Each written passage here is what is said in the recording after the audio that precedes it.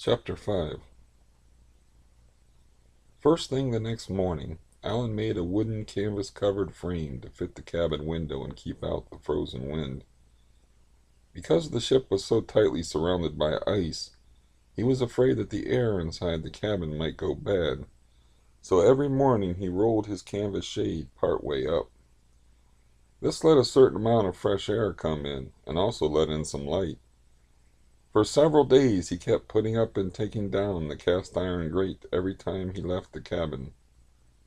When he no longer saw any sign of bears in the area, he got tired of constantly handling the heavy grate, and one day left it down. The next thing Allan did was to get the door of the cabin open. It took him a while, for the door opened outward and was jammed by a solid wall of ice on the outside. But finally he got the door off its hinge posts and taken down. For a moment he stared at the solid ice that blocked his way. Ordinarily there was an open deck to cross between the captain's cabin and the forecastle, where the crew slept.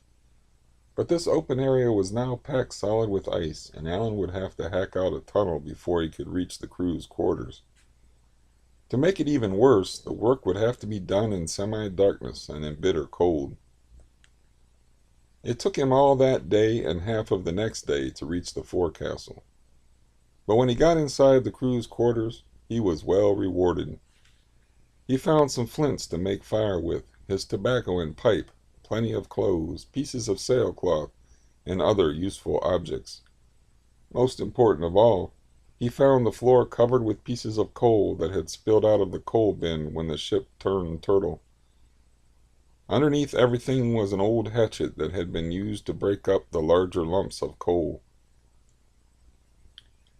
He moved all his new possessions to the captain's cabin and spent most of the next day moving all the coal. He could not be sure when the ice overhead might sink down and block up his tunnel. Allan lost no time in lighting a fire. Not wanting to burn a hole in anything, he placed the coals and kindling in the empty biscuit tin. For a while he just sat there, hunched over the fire, enjoying the red glow, the warmth, the tiny flames that licked out between the pieces of coal. He got his hands down close to the heat. Then he took off his boots and stockings and got his feet nice and warm. Next he melted some ice in a billy can, boiled the water, and enjoyed the luxury of his first face and neck wash in over a week. But with that first fire, Allan ran across a new problem. The cabin filled up with smoke, and to keep from choking, he had to crouch on the floor. He badly needed some way to get rid of the smoke. He tried moving his makeshift stove over to the cabin window, but the draft of air coming down the outside tunnel blew the smoke back into his face. Allan put out the fire and decided he would have to cut a hole in the ceiling. With the ship upside down, the after hold was above him, and he could let the smoke drift up and into the hold. Of course, what was now the ceiling used to be the floor, and Allan had to cut through a layer of heavy carpet and 2 wooden floor layers before he broke through and into the hold. And here he ran across another problem. Immediately above him were several hundred barrels of whale blubber from the last whale the Ann Forbes had captured. Allan set to work with the tools at hand, the harpoon head, the old hatchet, and his carving knife. Because everything was frozen, including the 2-foot squares of whale meat in the barrel, it was like trying to make a hole in cement. In fact, sparks sometimes flew when he attacked the frozen wood. After hours of work, he managed to break the barrel apart and drag down the frozen chunks of meat. The wood from the barrel he set aside as fuel. He next made a torch from old rags soaked in lamp oil and stuffed into the bottom half of a broken bottle. Lighting his rough torch, he stepped up on a chair and thrust the lamp into the hole. He groaned. The way was blocked by another barrel lying on its side. He had to do the same job all over again, only this time standing on a chair and with hardly any room to use his tools.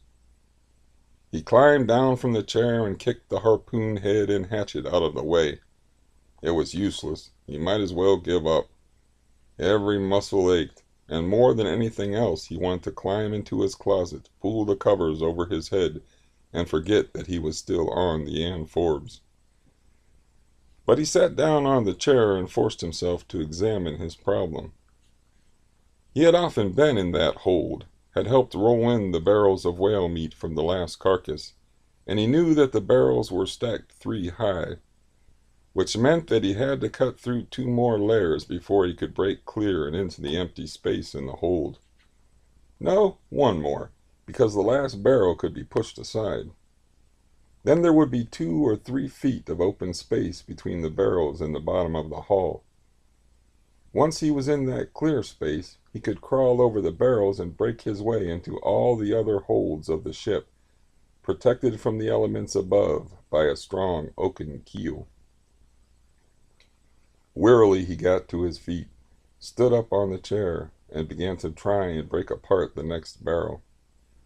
Hours later he had the second barrel broken up and the frozen blubber pulled down and piled up against the walls of the cabin. As he feared, there was yet another barrel blocking the hole, but this one had nothing on top of it, and he was finally able to roll it out of the way. Then he crawled up through the hold and into the clear area above the barrels. In the light of the torch, he could look up at the floor planks laid over the bottom of the ribbed frame. He still had to break through several layers of tough planks to make a hole to the outside. He climbed back down the hole and dropped into the cabin. He would start to break through the keel tomorrow. At least he now had a way of getting into the other holds of the Ann Forbes, and did not have to worry that the ice might close in and block his way to the forecastle. With some wood shavings and lamp oil, he managed to get a small coal fire going. While some of the smoke went up through and into the hold above him, most of it gradually filled the cabin, until a heavy pall of smoke lay just under the ceiling. Before the smoke got too heavy, he had time to hack off a few pieces of whale meat, stick them on the point of his carving knife, and thaw them out over the fire. After nothing but biscuits for the past weeks, the half-raw whale meat tasted delicious, and he ate his fill. He stored the rest of the whale meat in the ice tunnel outside the cabin door, read a page of the Bible, and then put out the fire with melted ice water.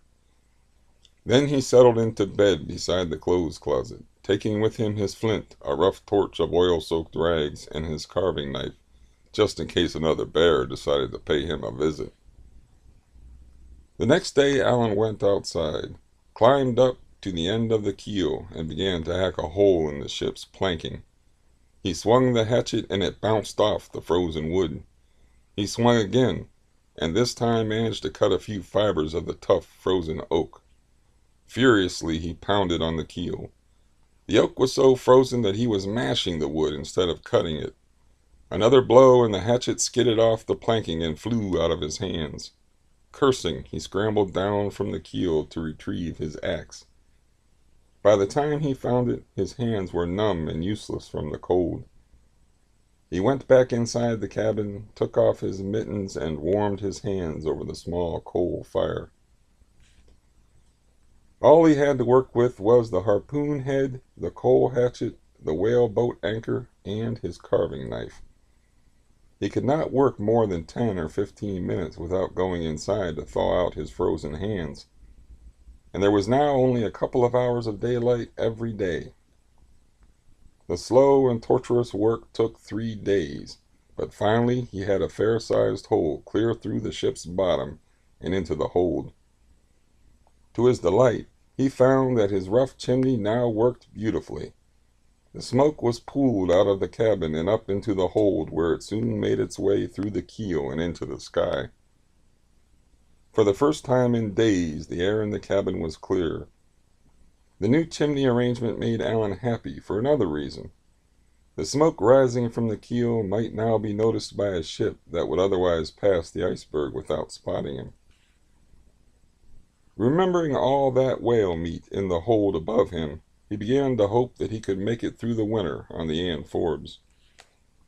In Thanksgiving, he read several pages of the Bible, drank half a cup of rum to celebrate, then retired to his closet for a good night's sleep. For the first time since the ship went down, Allan felt comfortably warm, well-fed, and somewhat hopeful for the future. The big thing that worried him now was the loneliness. With no one to talk to share his problems with, even to argue with, it was hard to keep his spirits up. After a while, nothing seemed important anymore if there was no one else around to see how important it was.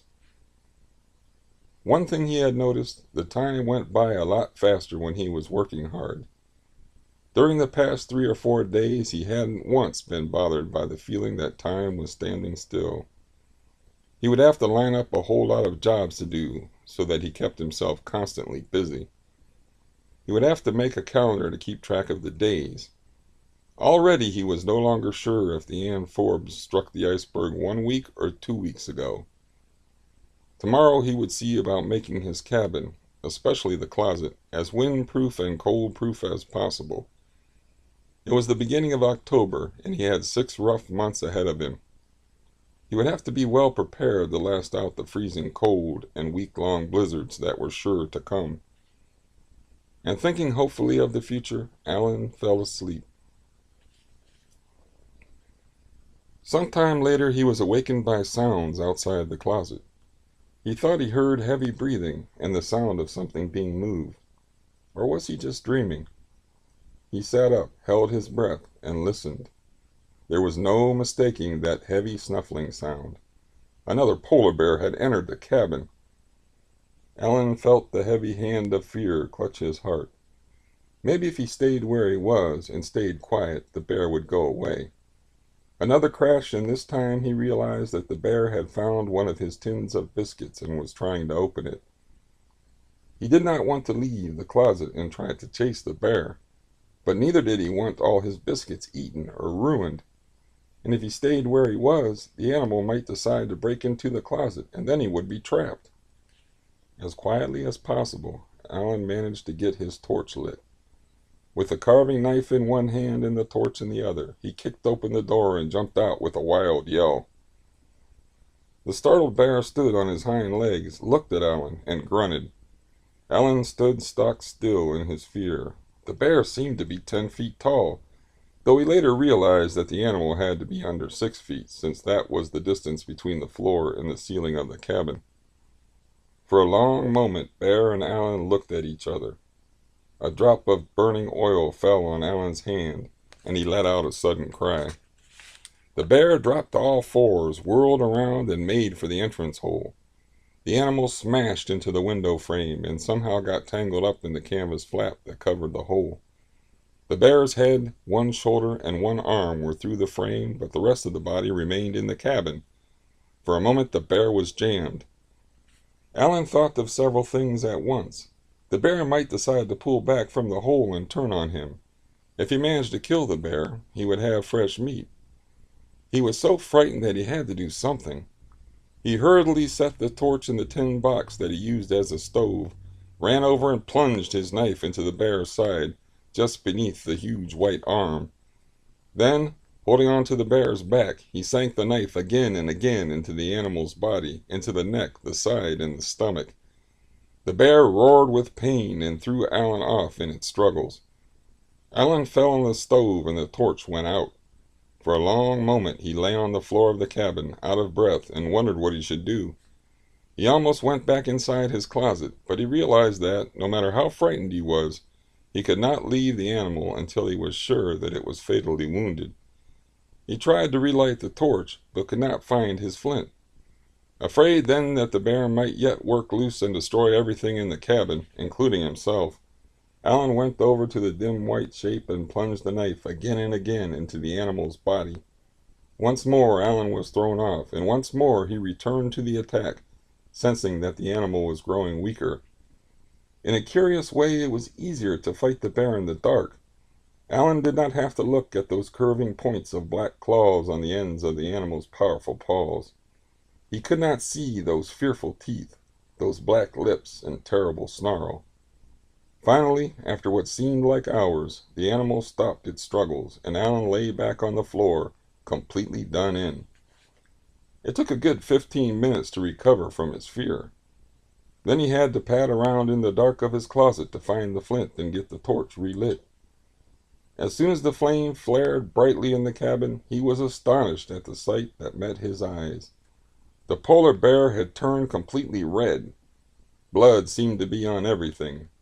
Even his own clothes were soaked with it. And as he watched, a thin trickle of blood ran from the animal's mouth and dripped into a pool on the floor. It was funny, but he hadn't felt the blood when he was attacking the bear. All he had noticed was the animal's fearsome strength and the heavy, rank smell that came from its body. Allan felt wildly happy and desperately sick at the same time. In fact, for a moment he thought that he was going to pass out, so he drew a half a cup of rum and sat down to drink it. After he had gained some control over his nerves, he went over to look at the bear. The animal's black tongue, hanging out of its mouth, had already started to freeze. Allan was too excited to go back to bed, so he began to clean and skin the bear. He cut the body into square pieces that he stored, along with the whale blubber, in the ice tunnel just outside the door. There the meat would freeze and be available any time he wanted it. It took him several hours to finish the job. He skinned out the fur and spread it on hooks on the wall of the cabin. When it was dry, and all of the blood washed out of it, it would make a good robe for his bed. He figured that he had at least 200 pounds of fresh meat now stored away, and he knew that fresh meat was important.